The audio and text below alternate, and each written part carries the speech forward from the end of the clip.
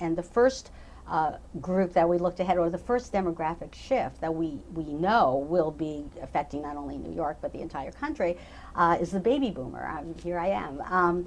You know, the baby boomers are aging and have a whole constellation of behavioral health needs, and we're much more savvy than previous generations. I mean, in terms of wanting and knowing when we need help, seeking help, but there really aren't services that have been developed that are specifically sensitive to the behavioral health needs of older adults.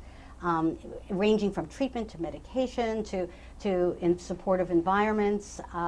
You know, there's the old feeling that of course you're depressed, you're getting old. Well, of course you should be depressed. Well, the reality is you don't have to be depressed, and you don't have to be anxious just because you're getting older.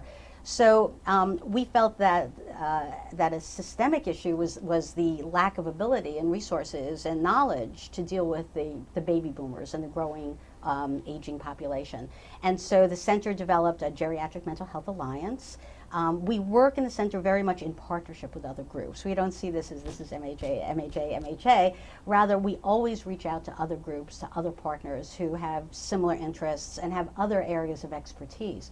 So working with researchers, working with hospital groups, working with other advocacy groups, working with pharmaceutical companies, working with many different stakeholders who have an interest in older adults and the care of older adults, we formed the Geriatric Mental Health Alliance.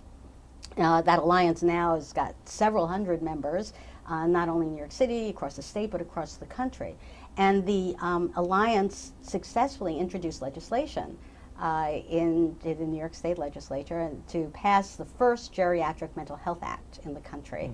And as a result of the act, there were funds that were set aside for demonstration programs, models to how best to serve older adults with mental health problems.